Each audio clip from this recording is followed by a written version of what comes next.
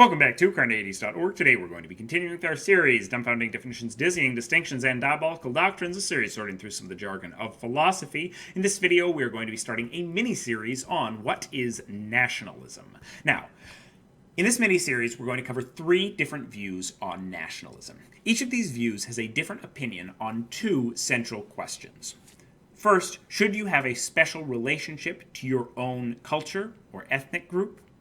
And second, do cultures and ethnic groups have a right to self-determination or self-governance?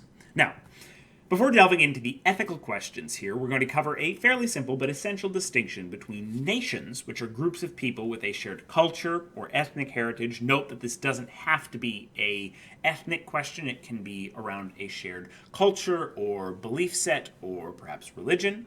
That can fit in kind of the definition of a nation.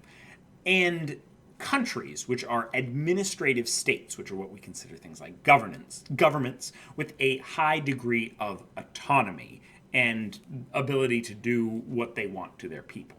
The first video in this series will dig into this distinction in greater depth.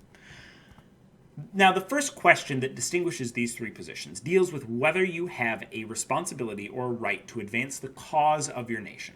Do you have particular rights to cultural products of your nation that other people do not, that are not from your nation? And do you have a responsibility to continue on the traditions of your culture, your nation, your ethnic group, because you are a part of that group? Is there a moral imperative, basically, for you to carry on the traditions of your nation, simply because you are from that nation or culture, not because you believe that they're right?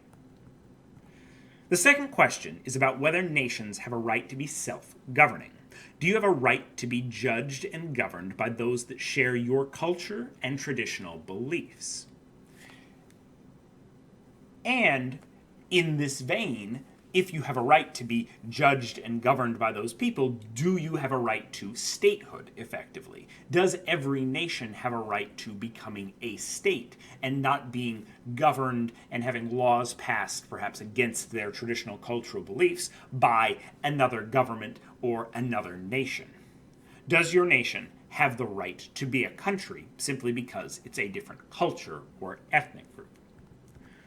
Now, there are a range of positions on nationalism, which often focus on expressing the rights of one particular community and why that community deserves a country or self-determination for a range of reasons. This series is not going to focus on all of kind of the individual arguments for those things, though we will pull particular examples here and there. Rather, it's going to focus on the general arguments for and against nationalism writ large as an ideology or a philosophy, not a specific political position for an individual country, without looking at the particular cases of specific nations or the cases of a particular type of nation. So we're going to focus on much more the philosophy than the specific politics of any disagreement going on right now. So broadly, in answering these questions, there are 3 general positions that one may adopt, which we're going to discuss here. Communitarian nationalism, sometimes just called nationalism, civic nationalism, also called liberal or multicultural nationalism, and cultural cosmopolitanism, which is similar to other kinds of cosmopolitanism, but specifically different. So, with respect to these questions, we have, do members of a nation have special rights and obligations to their nation, and do nations have a right to self-governance? The communitarian is going to say yes to both. The civic nationalist is going to say, yes, you have special rights and obligations to your nation, but you do not have a right to self-governance, simply for being a nation. Whereas the cultural cosmopolitan is going to say no to both answers. Now, philosophers like to fill out the logical space, so yes, there's a position that we're not covering that few people seem to hold. If you find someone that holds it, that would be fascinating, that says no to the first and yes to the second. Find me someone that holds that position and we might do an extra video covering it. But for now, these are the 3 positions that we are covering. The next video we're going to be looking at is nations versus countries. Then we're going to cover what is communitarian nationalism. Then we'll take a look at what is civic nationalism. And finally, we'll take a look at what is cultural cosmopolitanism.